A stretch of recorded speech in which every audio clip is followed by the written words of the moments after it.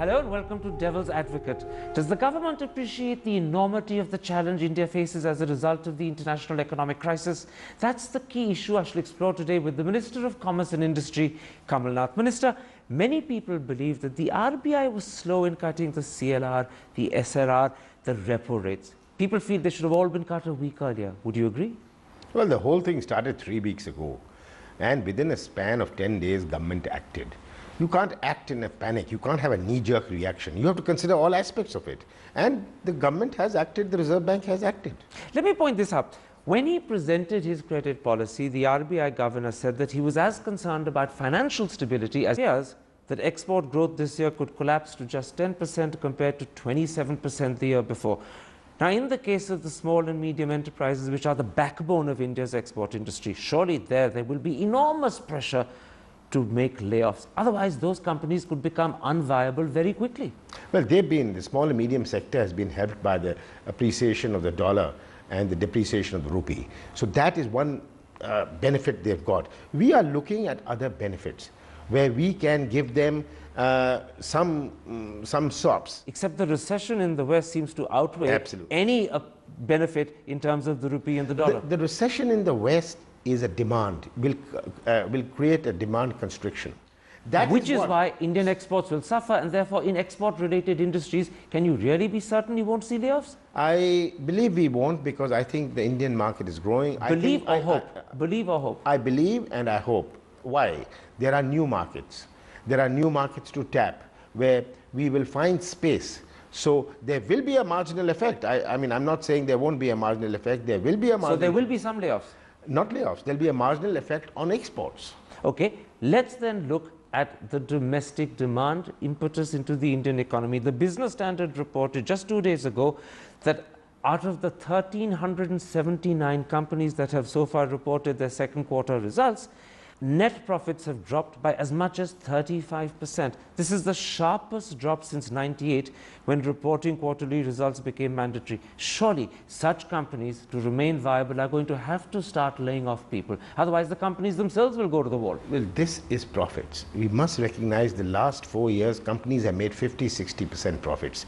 In the West and in the other parts of the world, they are struggling with 5–10% profits. So if their profits are coming to 30%, Indian industry must live with this 30% profits. You cannot have those huge profits forever. So you're saying to industry captains, don't try and boost your profits by cutting people at this moment. Live with smaller profits, but retain the people you have. Absolutely. And I'm saying that if you're going to have 30% profit, those are very good profits internationally. Except that this goes against the grain of economic logic, doesn't it? This is transitory. I don't believe that this gloom which is settled in the West is permanent. It's transitory. Let's face it. Let's address it and move on. So you're saying for the greater good of India and its unity, accept lower profits, don't try and boost them by laying people off. For greater good of industry and for greater good of the company itself, because this is transitory, as I said. What happens when a captain of industry turns around and says to you, this doesn't make economic sense. My business is to boost profits. I'm not in the business of social engineering. I think it makes a lot of economic sense when you have a 30% profit. And internationally, you compare it with any profits. Profits made by Indian companies are the highest in the world. All right. Traditionally in India, services, which accounts for just over 50% of GDP growth, has always lifted the performance of the Indian economy. But this year, when financial services and construction are actually in the doldrums, and a whole host of other services such as tourism, transport, travel, advertising, marketing, hotels, even the media are in serious trouble, can services really lift the performance of the country? In fact, can services come in double digits? Well, I think services will continue to have its role in our GDP. Services will have its role in our growth. But can they achieve double-digit growth? Yes, they will achieve. They are achieving it. There has been no slowdown because patterns are changing. Now, in the Western world, in the IT sector, they need global competitiveness. For them, it's because of their problems, it's even more important for them to become competitive. But because of their problems, Wipro, Infosys, Satyam, all of them could begin to suffer. They could find contracts be cancelled. They may be under pressure themselves to have to therefore contract and lay off people. I don't think so. What could perhaps happen is, and what they have said, is that the number of jobs we were creating, maybe we're not going to be creating those same numbers. So growth in jobs may be checked. Yeah, growth in employment generation will be affected. But you're saying actual levels of employment that exist shouldn't be affected. Will not be affected. Regardless of whether we're talking about exports, manufacturing or services. We must remember the curve which we were on was very sharp. Now the curve will not be that sharp. That's the only difference. It's not that we're going to start going down. Let me put this to you. This crisis happens at a time, and it coincides sadly with Christian killings in Orissa, with the MNS threat in Maharashtra.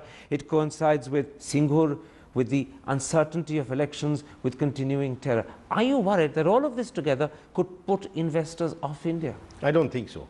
Last month, in September, our inflows of FDI have been 250% more than September. But is this going to continue? Well, there is a liquidity crisis abroad. But I believe that a huge liquidity crisis. With the liquidity crisis, there will need to be still investments made for manufacturing, investments to be made, and they will look at India for that. So you're saying that commitments in terms of FDI already made will be honored, they won't be postponed, they won't be delayed? I don't see that. It's reflected in the figures as of September. And this year, but can that continue into October, November, December? In the first 6 months, our FDI inflows have been 135% more than the 6 months of the previous year. But what about the next 6 months? We're worried about the next 6 months and the 6 months after that. Will that rate of growth continue? Will it fall? Will it actually become negative? It will not become negative. In September, but it's 230% more. But could the rate of growth diminish?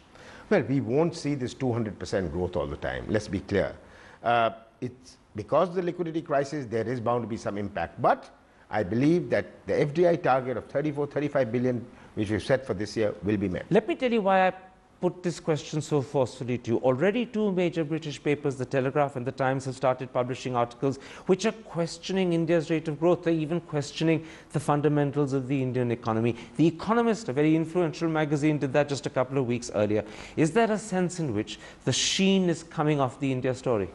It's not the India story. The sheen is off the Western world. And that sheen, which is off the Western world, is causing a sentiment effect, a frenzy effect in India. But you're saying they're not seeing us in different lights? They're not seeing us through different spectacles? No. In a relative situation, we are so much better off. Okay. In which case, how confident are you that you can still achieve 7.5 or at least 7% growth? Or is that a slight overstatement? No, I don't think it's an overstatement at all. We are on track to achieve 7.5 and excess of 7.5 this year. Politicians usually say that when questioned. Do you really mean it, or are you simply saying it because you need to boost morale and speaking the truth is too difficult? No, it's not. It's reflected in figures. So you're nailing your colors to 7.5% growth this year? Absolutely. All right, let's take a break. I want to come back and talk a little bit more specifically about the government's response in certain specific areas to this crisis. That's in a moment's time. See you after the break.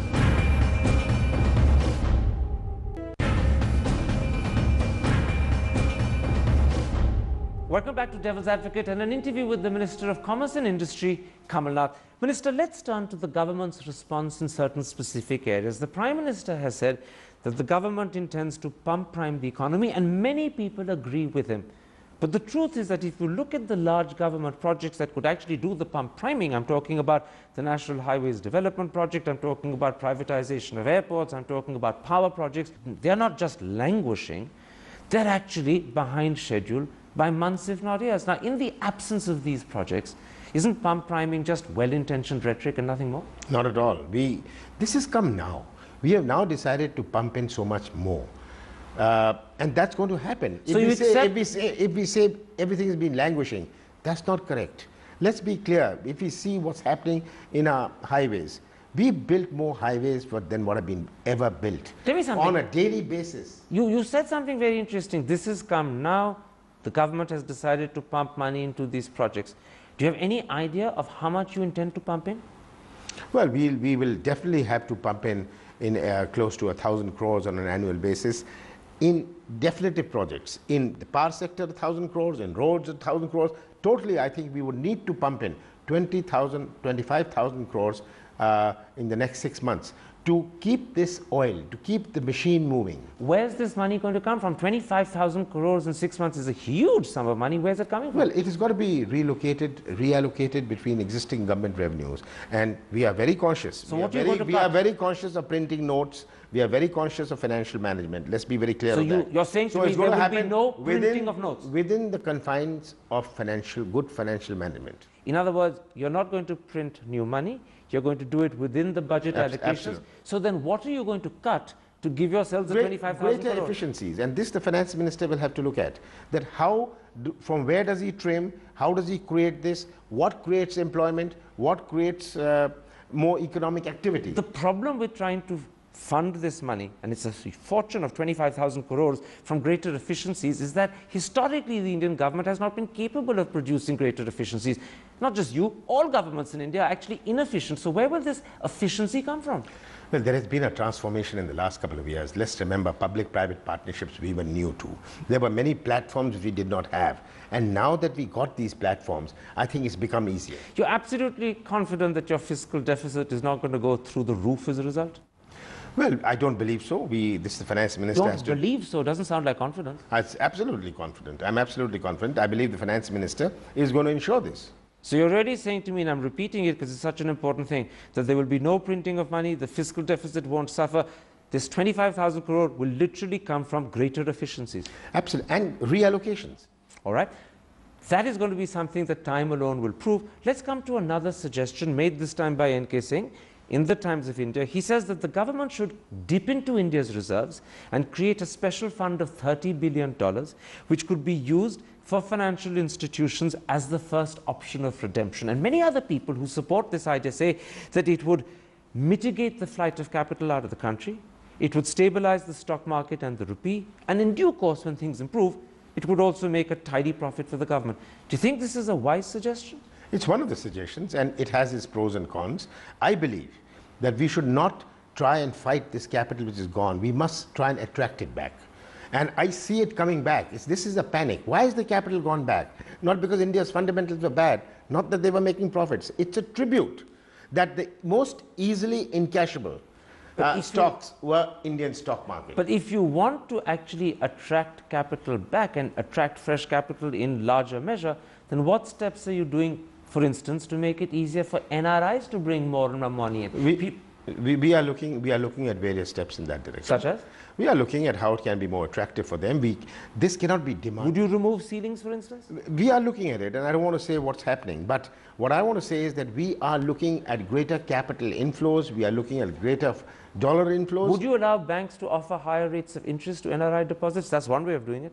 Well, this is something which is being looked at, and I think we should leave it at that, because... So you have an open mind? Of course there is. On all these? It's one of our options. So you have an open mind on steps to attract greater capital. You also have an open mind on N.K. Singh's suggestion of setting up a $30 billion or $40 billion fund. That suggestion is not a new suggestion. It's come many times what we should do with our foreign reserves. But it's very timely at the moment. Let's be clear. We have been very cautious and very conservative with our reserves. Okay. We should continue to be cautious with our reserves. We must not. But at 258 billion, you do have the reserves to fund a 30 billion venture. Yes, Karan, that's one of the things. It seems very big, but then if you look at it in the context of GDP, if you look at it in the context of our deficit at the moment, our trade deficit at the moment, it's not a very large reserve. What's the level below which you don't want your reserves to fall? They've already reached 258 billion. What is the level you would feel comfortable that they mustn't fall below? I think 258 billion is also less. We should have not let it go below 300 billion, because when we look at our trade deficit, our foreign fiscal deficit, we need to be cautious on these things. So you're already a little worried about the deficit, well, the reserves. We are cautious. We are very cautious on our reserves, and we want to treat them with kids' gloves. My last question, we've been talking so far about the economic handling. Many people point towards the psychological handling of the crisis. I want to quote to you briefly the Business Standard. It says, "The system needs something more than the finance minister declaring that the fundamentals are sound, that investors must not panic, that banks must lend." The question is your government capable of that something more? Of course, we are doing it. We have done it in the last 3 weeks, and we'll continue to do it. And the Prime Minister has set up a committee to act as a rapid action setup to address these issues immediately. Many people feel that the finance minister is too cut and dried, too technical, sometimes even too cold in his response. Can you understand that comment, or do you completely disagree with it? Well, a finance minister's role in a finance minister's job is a finance minister's job. And in that, some may consider him to be too tight on many things. Well, that's their view. But a finance minister's job has to be tight. All right, Kamal Nath, a pleasure talking to you on Devil's Advocate.